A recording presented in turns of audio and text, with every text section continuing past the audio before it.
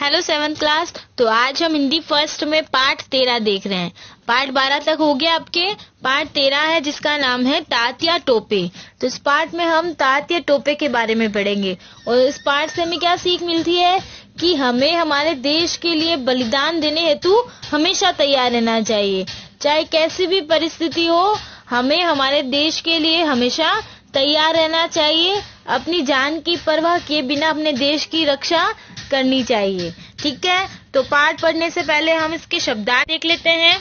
देखिए, फिरंगी मतलब अंग्रेज, वीर गति शहीद होना, लुप्त होना लापता होना, प्रबल मतलब भारी, सम्मुख इसका अर्थ है सामने, सचेत मतलब सावधान, संपर्क मतलब मिलना, आशंका का अर्थ होता है संदेह, बख्शीश मतलब उपहार, अनर्थ मतलब अमंगल, निहत्था इसका अर्थ होता है खाली हाथ, ढोंग का अर्थ होता है दिखावा, क्षुद्र मतलब तुच्छ और बेड़िया मतलब जंजीर। ठीक है, तो यह आपके इस पाठ के शब्दार्थ हैं जो आपको अपनी नोटबुक में सुंदर सुंदर राइटिंग में करने हैं। तो चलिए पाठ पढ़ना शुरू करते हैं। दृश्य 1। घोड़ों के टापों की आवाज, धीरे धीरे सभी घुड़सवार एकत्र हो जाते हैं। टापों की आवाज के साथ साथ तात या टोपे की जय का नारा लगता है। राव साहब पेशवा, कई दिनों से फिरंगी हमारा पीछा कर रहे हैं, पर आज पहली बार उनसे पीछा छुड़ाकर हम शांति से एकत्र हुए हैं। अब कुछ सोचने का अवसर मिला है। आगे क्या करना है इसके बारे में सोचा जाए।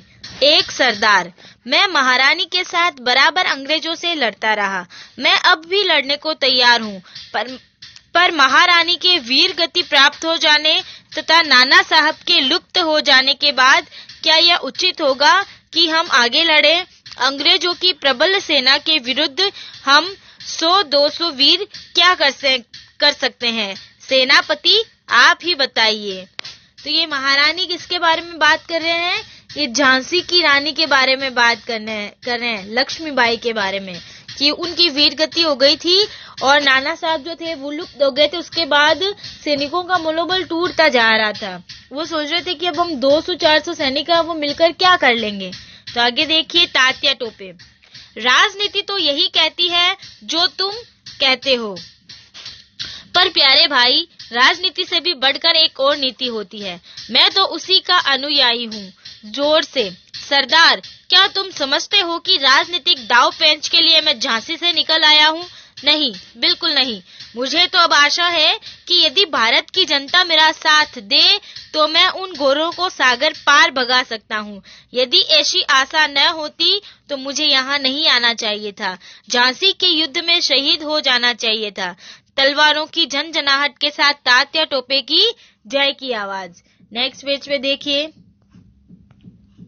सरदार, सेनापति, मैं पूर्ण रूप से आपके साथ हूँ, पर मेरा मन कुछ ऐसा कहता है कि इस समय अंग्रेजों का राज है, भारतीयों में एकता नहीं है, इसीलिए सफलता की आशा बहुत कम है। तात या टोपे, मेरे प्यारे भाई, हमेशा सफलता से ही प्रत्येक बात को तोला नहीं जाता।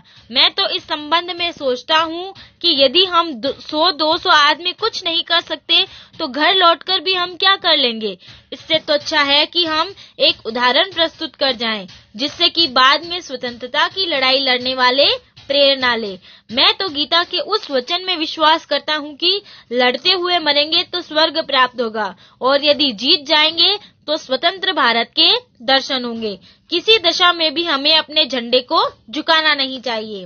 राव साहब पेशवा, हमारी शक्ति कम है, इस बात को देखकर हमें अब अंग्रेजों के सम्मुख युद्ध नहीं करना है। हम तभी लड़ेंगे जब समझेंगे कि शत्रु हमारी ओर से सचेत नहीं है। हमें अपनी शक्ति की रक्षा करनी है, साथ ही राजाओं और जनता से संपर्क स्थापित करना है। हमें एक घोड़े की टाप की आवाज, दूत आकर घबराहट में, सेनापति, अंग्रेजों की एक टुकड़ी बहुत ही पास आ गई है। तात या टोपे, मैं ऐसी आशंका कर रहा था। अंग्रेज जानते हैं कि हम लोगों पर ही उनके साम्राज्य का वर्तमान और भविष्य टिका है। हम भी तैयार हैं, हम लोग तैयार हो जाएं। अच्छा चलो, भारत माता की जय।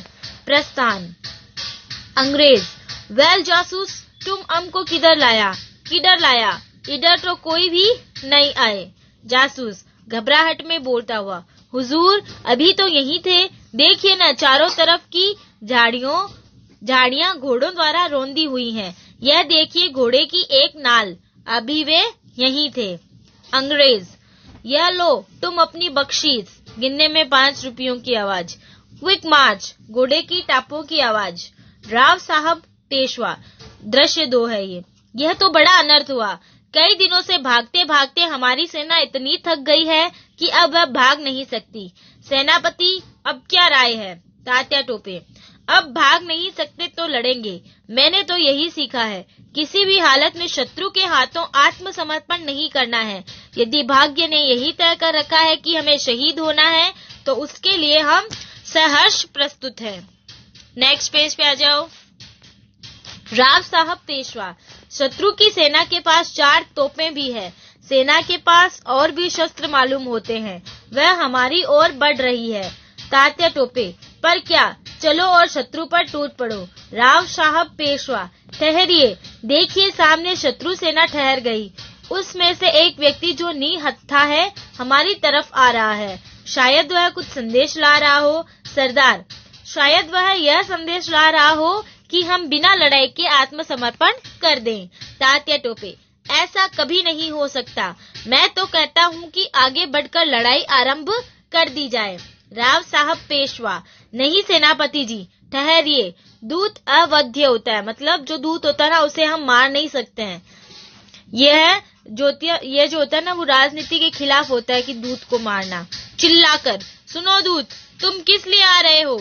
यदि इसलिए आ रहे हो कि हमें लड़ाई से रोकना चाहते हो तो वहीं से लौट जाओ, हम भी तुम्हारे पीछे पीछे आ रहे हैं। दूत पास आता हुआ, हम आपको लड़ाई से रोकने तो आए हैं, पर जैसे आप समझते हैं वैसे नहीं। पास आकर, तात्या टोपे की जय। मैं आपको प्रणाम करता हूँ वीरवर। यह न समझिए कि केवल आपके ये अनुयायी ही आपके साथ हैं। आज समुद्र से हिमालय तक लाखों भारतवासी देश को स्वतंत्र देखना चाहते हैं। हमारी सेना आपकी है, आज्ञा दीजिए। एड़ियों को पटक कर सलामी देता है। मैं सलामी देता हूँ।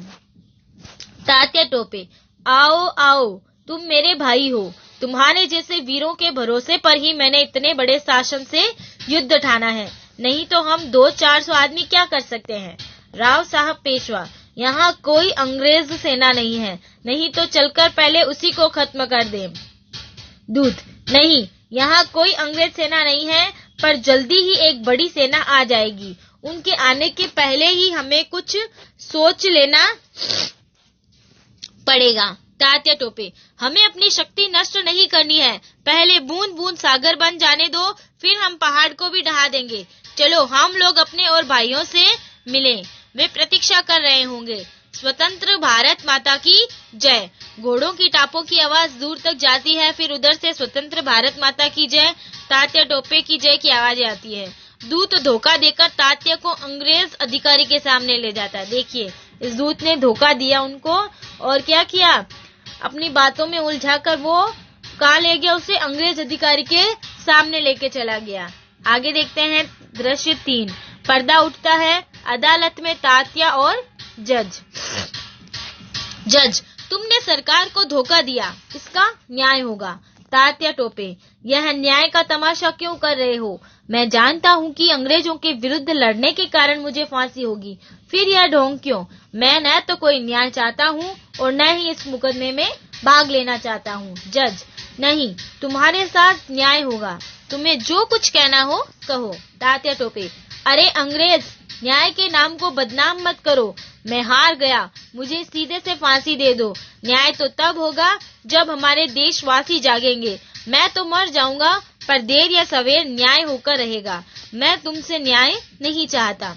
जज, महारानी का राज्य तो अमर रहेगा, क्योंकि यह कानून और इंतजाम पर खड़ा है। तात्या टोपे, निराधार कोई भी साम्राज्य हमेशा नहीं रहा। मैं स्पष्ट देख रहा हूँ कि कभी न कभी तुम लोगों को यहाँ से बोर या बिस्तर बांधकर भागना ही पड़ेगा। जज, तुम्हें फांसी की सजा इसलिए सुनाई जाती है क्योंकि तुमने महारानी के राज्य के खिलाफ बगावत किया। तात्या टोपे, यह और बात है कि इस समय तुम सबल हो और मुझे फांसी दे रहे हो, पर दोष हमारा नहीं है। हम तो तुम्हारे देश पर चढ़ाई करने नहीं गए, तुम ही हजारों मील से हमारे देश पर अत्याचार करने और उसे लूटने के लिए आए हो। मैंने तो केवल अपनी शुद्र शक्ति से उसे रोका। मैं असफल रहा, इस कारण तुम मुझे फांसी दे रहे हो। पर याद रखना, एक दिन तुम यहाँ से निकाले जाओगे और भारत स्वतंत्र होगा। स्वतंत्र भारत की जय, भारत माता की जय। जल्लाद, लो जल्दी करो, देर हो रही है। लुहार, जल्दी से कैदी की भेड़ियां काट दो। तात्या टोपे, भेड़ियां काटने की क्या आवश्यकता है? मेरे मन को तो तुम और तुम्हारे स्वामी कभी भेड़ी नहीं बना सके। रहा शरीर, वह तो तुम लोगों का कैदी है ही। जल्लाद, मैं यह सब नहीं जानता। फांसी के पहले भेड़ी काटने का रिवाज है। लुहार, जल्दी करो। भेड़ियां काटने की आवाज, अंत में भेड़ियां काटकर अलग कर दी जाती है। तात्या टोपे, कभी इसी प्रकार हमारी भारत माता की भेड़ियां कटेगी। स्वतंत्र भारत की जय, भारत माता की जय। जल्लाद, लाओ मैं तुम्हारे गले में फंदा डाल दूं। तात्या टोपे, मैं खुद गले में फंदा डाल देता हूँ। लो, यह फंदा डालता हूँ। स्वतंत्र भारत की जय जय। तख्ता गिरने की आवाज और राष्ट्रीय संगीत। तो देखा आपने, तात्या टोपे जो थे वो बिना डरे अपने देश की रक्षा के लिए कुर्बान हो गए। उन्होंने बिल्कुल नहीं सोचा कि अगर मैं इनके खिलाफ बोलूंगा तो मुझे फांसी की सजा सुनाई जाएगी। वो चाहते तो माफी मांग लेते जज से और रिहा हो जाते, लेकिन उन्होंने अपने स्वाभिमान को नहीं छोड़ा, अपने स्वाभिमान को बनाए रखा और अपने देश की स्वतंत्रता के लिए उन्होंने अपने प्राण न्यौछावर कर दिए। तो देखते हैं अब इस पाठ के प्रश्नोत्तर। अभ्यास प्रश्न में लिखित में क्या है, प्रश्नोत्तर लिखना है। पहला है, सैनिकों के न होते भी तात्या टोपे अंग्रेजों से क्यों टक्कर लेना चाहते थे?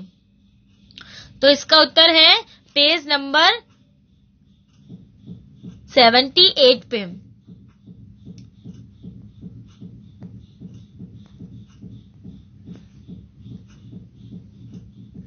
तो आप लिखोगे, प्रश्न ऐड करते हुए लिखोगे इसमें, सैनिकों के न होते भी तात्या टोपे अंग्रेजों से टक्कर लेना चाहते थे। और फिर ये देखिए मिड में आ रखा है तात्या टोपे वाला पैराग्राफ है ना, उसमें, ताकि वो एक उदाहरण प्रस्तुत कर जाएं जिससे कि बाद में स्वतंत्रता की लड़ाई लड़ने वाले प्रेरणा लें। उसके बाद प्रश्न 2 है, सरदार को ऐसा क्यों लगता था कि वे असफल हो जाएंगे? तो दूसरे का उत्तर भी इसके ऊपर ही है। फर्स्ट लाइन के मिड में देखो, सरदार को ऐसा लगता था कि वे असफल हो जाएंगे क्योंकि उनका मन कुछ ऐसा कहता है कि इस समय अंग्रेजों का राज है, भारतीयों में एकता नहीं है, इसीलिए सफलता की आशा बहुत कम है। तो पहला और दूसरे का उत्तर यहाँ पास में ही है। उसके बाद हम आते हैं नेक्स्ट पेज पे, नेक्स्ट प्रश्न में। तीसरा प्रश्न है, तात्या टोपे भारतीय जनता का सहयोग क्यों चाहते थे? तो आप लिखोगे, तात्या टोपे भारतीय जनता का सहयोग चाहते थे अंग्रेजों को भारत से भगाने के लिए। या आप ऐसे भी लिख सकते हो, अंग्रेजों को भारत से भगाने के लिए तात्या टोपे भारतीय जनता का सहयोग चाहते थे। चौथा प्रश्न है, सैनिकों के हतोत्साहित होने का क्या कारण था? फिरंगी सेना के सामने भारतीय सैनिकों की संख्या में कमी होना सैनिकों के हतोत्साहित होने का कारण था। पांचवा है, तात्या टोपे के हार मानने का क्या कारण था? देशवासियों का सहयोग ना मिलना तात्या टोपे के हार मानने का कारण था। और छठा है, राव साहब पेशवा युद्ध को क्यों टालना चाहते थे? राव साहब पेशवा युद्ध को टालना चाहते थे क्योंकि उनके पास शक्ति कम थी। अब टिक द करेक्ट देखो, सही उत्तर पर सही का निशान। भारतीयों के पास कितने वीर थे? 100-200। तात्या टोपे ने लड़ते हुए मरने में कहाँ की प्राप्ति की बात कही? स्वर्ग। जासूस ने घोड़े की क्या देखी? नाल। जल्लाद के अनुसार फांसी से पहले क्या काटने का रिवाज था? बेड़ियां। तात्या टोपे के गले में फंदा किसने डाला था? तो इसमें तीसरा लगा लो आप, स्वयं तात्या टोपे ने। अब आ जाएगा रिक्तिस्तान में। देखो, राजनीति से भी बढ़कर एक और भी नीति होती है। झांसी के युद्ध में शहीद हो जाना चाहिए था। भारतीयों में एकता नहीं है, इसलिए सफलता की आशा बहुत थोड़ी है। हमें अब अंग्रेजों के सम्मुख युद्ध नहीं करना है। और पांचवा में आएगा, अंग्रेजों की एक टुकड़ी बहुत ही पास आ गई है। शब्द ज्ञान में संधि विच्छेद है पहला, वीर गति, वीर प्लस गति, आत्मसमर्पण का आत्मा प्लस समर्पण। देशवासी, देश प्लस वासी, राजनीति, राज प्लस नीति, और भारतवासी, भारत प्लस वासी। इसके बाद आ जाओ नेक्स्ट ख में पर्यायवाची लिखने हैं। भाई का भ्राता और भैया, सागर का समुद्र और सिंधु, शत्रु का दुश्मन और रिपु। फिर है अनेक शब्दों के लिए एक शब्द, जिसमें शक्ति न हो अशक्त, जिसका स्वामी न हो अनाथ, जो सदा रहे अमर, भारत में रहने वाला भारतवासी, जो कैद में हो कैदी। उसके बाद मौखिक में क उच्चारण वाला है और ख है सोचो बताओ। उसमें पहला कट कर लो क्योंकि पहले और दूसरे का आंसर सेम है इसलिए, तो पहला कट कर लो। दूसरा है तात्या टोपे ने लड़ते हुए किसकी प्राप्ति की बात कही थी, तो तात्या टोपे ने कहा था कि लड़ते हुए मरेंगे तो स्वर्ग और अगर जीत गए तो स्वतंत्र भारत की प्राप्ति होगी, ऐसी बात कही थी। और तीसरा है किसकी सेना का व्यक्ति निहत्था आगे बढ़ रहा था, अंग्रेजों की सेना का व्यक्ति निहत्था आगे बढ़ रहा था। अब आपको नोटबुक में क्या क्या करना है, सबसे पहले पाठ का नाम लगा के आप शब्दार्थ करोगे। उसके बाद अभ्यास का लिखित प्रश्न मतलब क, और उसके बाद में भाषा ज्ञान, अनेक शब्दों के लिए एक शब्द, और सोचो और बताओ। मतलब लिखित का क्या मतलब प्रश्नोत्तर करोगे और अनेक शब्दों के लिए एक शब्द लिखो, ये वाला भाषा ज्ञान का प्रश्न। और मौखिक में ख सोचो और बताओ, ये आपको अपनी नोटबुक में सुंदर सुंदर राइटिंग में करना है। तो ये आपका हिंदी फर्स्ट का पाठ 13 तात्या टोपे यहाँ पर कंप्लीट हो गया है। तो आप खुद भी चैप्टर रीड करोगे और सुंदर सुंदर राइटिंग में वर्क करोगे। ओके।